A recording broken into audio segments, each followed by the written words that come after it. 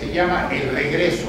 ¿Y quién mejor que Nicolás de Jesús para saber lo que es irse de México, volver a México, irse de México, volver a México?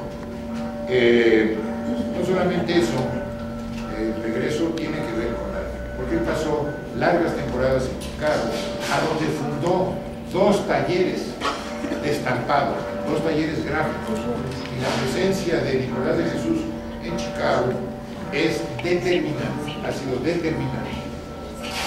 Bien, este tiene un precio de salida de 4,500. Yo lo voy a sacar en 9,000 pesos, por favor. ¿Quién me da 9,000 pesos? ¿Quién me da 8,500? ¿Quién me da 8,000 pesos por esta obra? Esta es una edición de 75 ejemplares del número 3. ¿Quién me da 8,000 pesos? ¿Quién me da 7,500? ¿Quién me da 7,000 pesos, por favor?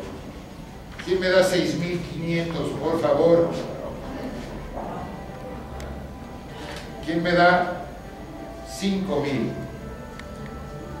¿Quién me da 4,500? Esto es lo que se llama subasta holandesa. Voy para abajo, voy para abajo, voy para abajo. Ahora sí, pónganse buzos, porque alguien tiene que levantar la mano antes de que baje demasiado el precio y se lo lleve otro. ¿Nos quedamos en qué? ¿5,000? 4,000. ¿Cuánto? 4,500. Entonces, ¿quién me da los 4,000? ¿Quién me da los 3,500?